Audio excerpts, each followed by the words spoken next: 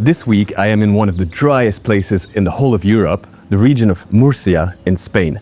In this specific watershed, the river has completely dried up, putting the survival of the entire community at risk. Thankfully, a small group of people made it their life mission to bring this river back. Listen to this episode to find out how they're planning to do that and how regenerative agriculture plays a central role in this project. This episode was made in partnership with Soil Capital. I am your host, Raphael, and this is the Deep Seed Podcast.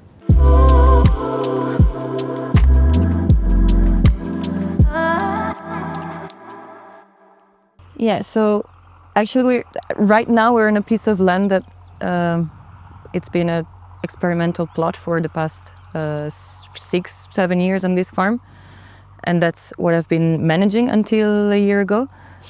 So here we've tried to set up a system, which is an agricultural system, but it's very diverse. And now it's finally showing it. But we realized that working on, this is only 5 hectares. The farm, it's 1,000 hectares. And we realized that working, whether it's 5, whether it's 1,000, doesn't matter, working only on farm level, it's not enough. Mm-hmm. So with everyone else from living and working on the farm, we started talking about this Kipar watershed idea. So the farm is set at the spring of a river, which is the Kipar River. And the spring is drying out. It's been contaminated with nitrates. It's suffering like most rivers and most springs in the Mediterranean. So we thought, what if we work at the valley level? So with all the landowners, all the farmers, all the people living in an area which is a watershed, it's a valley, so we are connected through the water, and it's makes much more sense than working on, I don't know, municipality or regional level. And then what if we try and bring the change at that scale? So that's what we're trying to do now, and we're working at the watershed scale. Okay, so you have this Kipar river that starts here at the farm, and that normally flows through the watershed here. And that river has been drying out. And so you have this big project now. I read that it's a 30 years long project to try and revive many lifetimes long. Yeah, well, it's a forever project, of course, but yes, it's a long-term project. It's not a quick fix. There's a long-term vision here to work within the watershed with different people, different farmers, different stakeholders to try to revive this river. Is that right? Yeah. Yes. Maybe we could start with the assessment of the current situation with this watershed. What's the deal? Yeah, so in the past year, we've done a lot of participatory workshops with people from the area, farmers, livestock farmers, teachers, school kids. So we've tried to put everyone together. First of all, to assess the situation, and really there's a huge agreement on what the problematic is. So on one hand, it's great, everyone agrees, we all know what's the problem. On the other hand, it means it's very big and very visible. And the main things are overexploitation of the aquifers and of water in general, contamination of the water, so it's not only too much of it which is used because of the intensive agriculture increasing, but it's also contaminated because of fertilizers used in agriculture.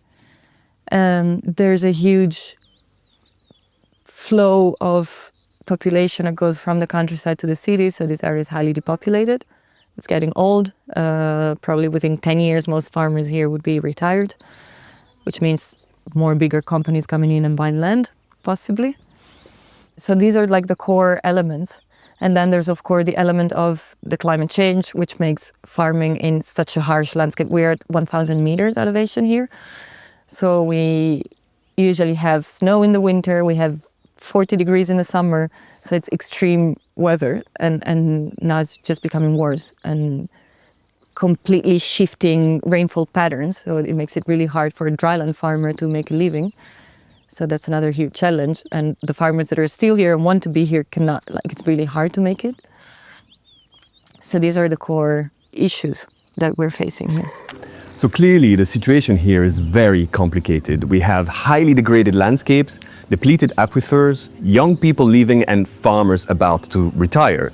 So how do we solve this? What's the plan? So we're trying things. We don't know how to go about it because we've never done it before.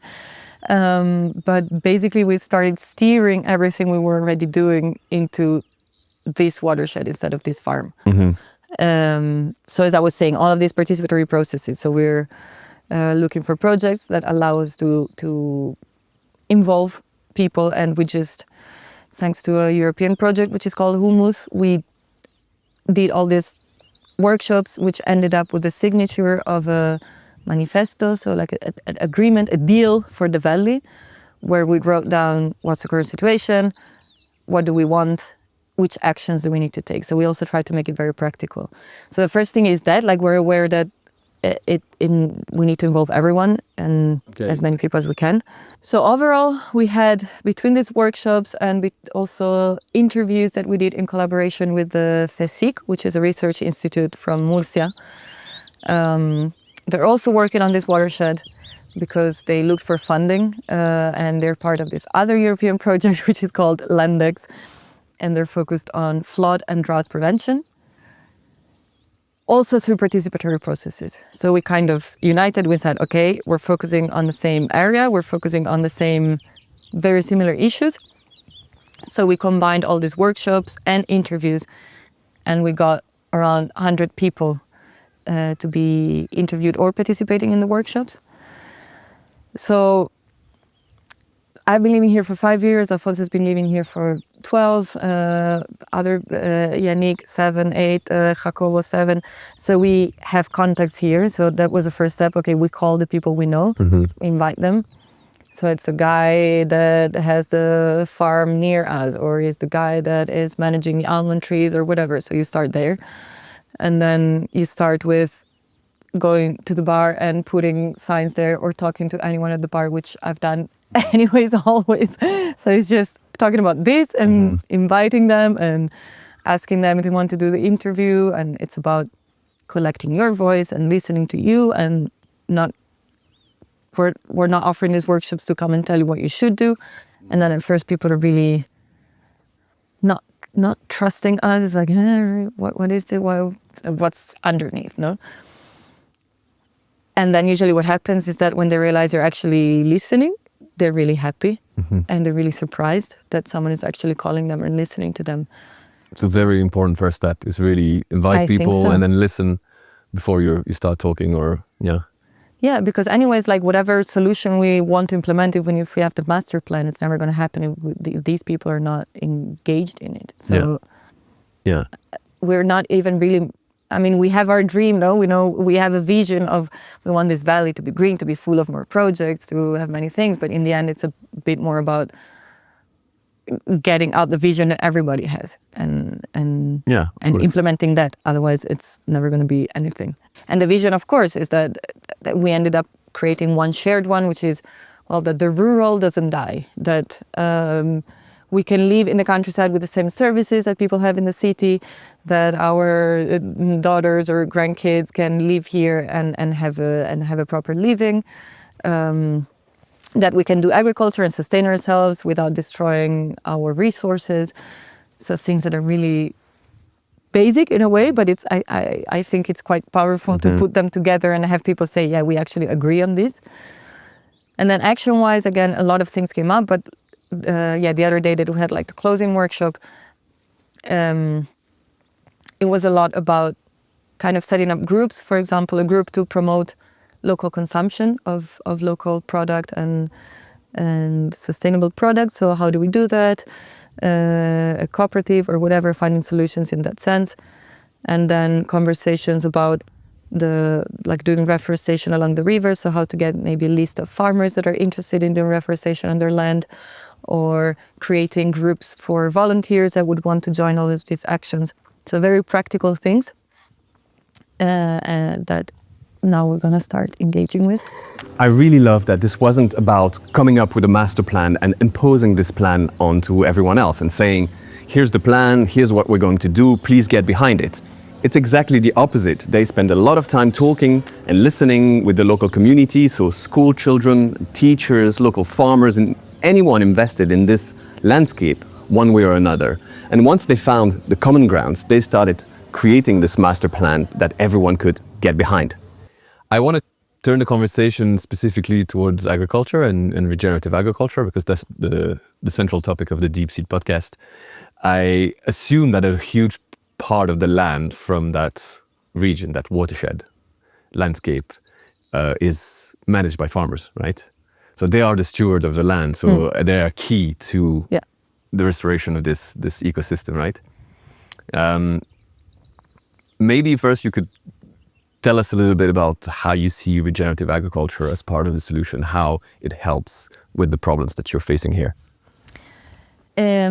Well, yeah, this is also everything we were experimenting exactly here. It's like, how do you build a system which is not destroying the resources, which is sustaining the soil, the biodiversity, but it's also productive. The system as it is now, it doesn't work. There's a drought. There's been 3 years of drought, no harvest of cereals, no harvest of almonds, because then you have the frost. And it's true, all of these things you cannot control with how you farm. You cannot control the flood. You cannot control the climate, but you can diversify enough and prepare yourself enough, be resilient enough so that it doesn't kill you, but you're maintaining. And so I think it's multiple layers of regenerative agriculture. On one hand is indeed the diversification, the rainwater harvesting, all of this, to be more resilient, using local varieties, different varieties from the most conventional ones. But then on the other hand, I think there's also a big chunk of it, which is how to increase the value of what you produce. And whether it's through promoting local consumption and make people a bit more aware of how nice it is to eat meat and cereals and almonds from your area rather than get the ones coming from California and not having an alternative. Yeah, okay.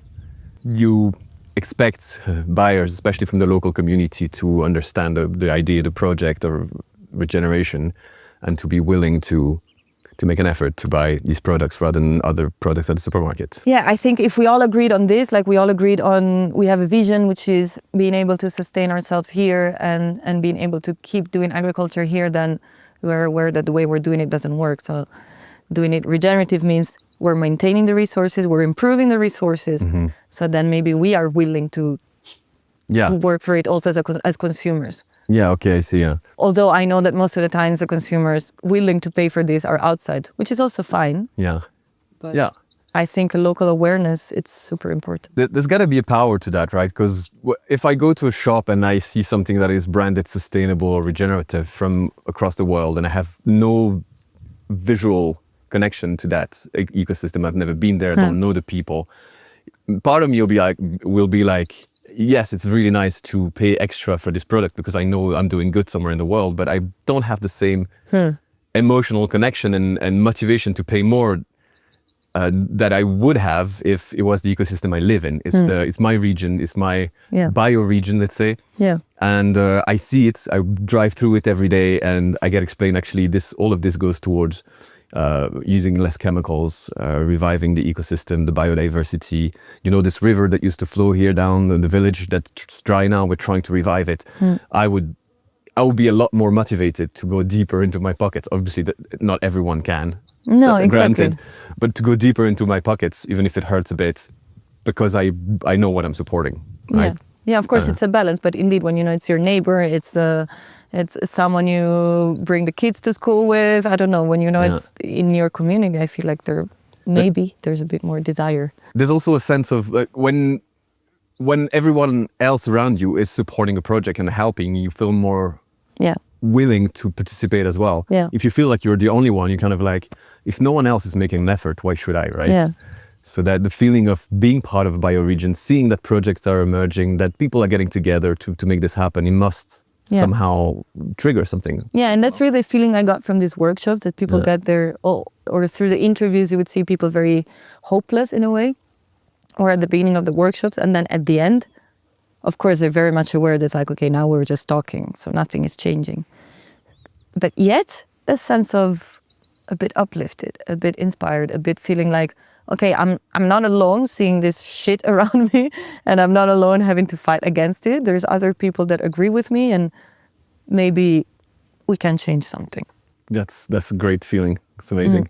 Coming back to regenerative agriculture, I'm trying to understand how regenerative agriculture practices can help revive a whole river. What's the sort of the process, the science behind that? So the idea is that the river is dry because the water cycle is broken. which means there is a rainfall. Most water doesn't infiltrate, it flows away. So you have very fast water cycles. You have the rainfall, you have floods, and the water goes away. Plus, there's the extraction of water from the aquifer, which means the level of the groundwater is going down, which means there's less water coming to the surface through springs. And one of the ideas of regenerative agriculture is to restore the soils. And in restored soil, what they do is that they act like sponges, which means they infiltrate more water. So by restoring the soil, you also restore the water cycle, which means it rains, the water infiltrates, it infiltrates slowly, it goes slowly into the next layer, into the groundwater, and then you have months later springs coming out. So you have this, you don't rely on the rainfall anymore. No, you're building a system which is a sponge and which is resilient, and it's slower and more long term.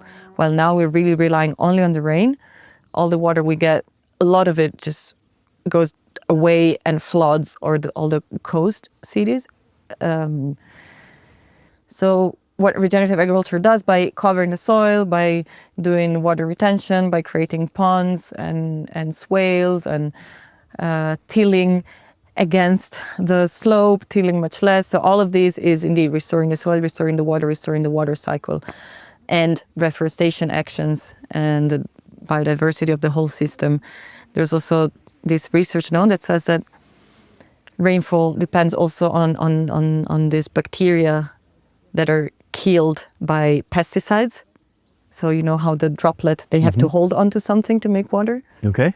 I didn't hear about that. It's dust or bacteria or very micro particles. And then apparently these bacteria are changing the temperature at which water condenses. So then they help to have rainfall at lower altitudes. Yeah. So okay. kind of having this like more local cycle rather than the big cycle.